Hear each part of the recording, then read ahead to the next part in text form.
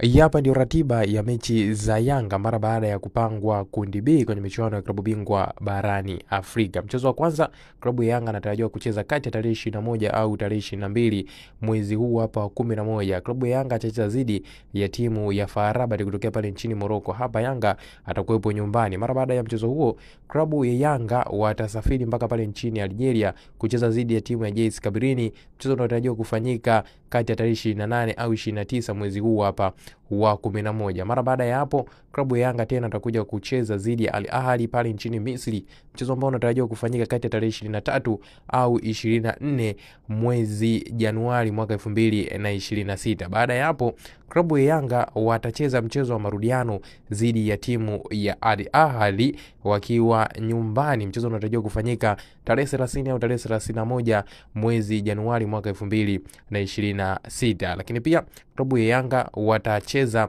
dhidi ya timu ya FAR Rabat wakiwa ugenini pale nchini Morocco, mchezo ambao unatarajiwa kufanyika kati ya tarehe 6 au tarehe 7 mwezi wa pili mwaka 2026. Kisha klabu ya Yanga watakuja kumaliza mchezo wao wa mwisho dhidi ya JS Kabylie kutokea pale nchini Algeria, mchezo ambao unatarajiwa kufanyika kati ya tarehe 13 au tarehe 14 mwezi wa pili 2026.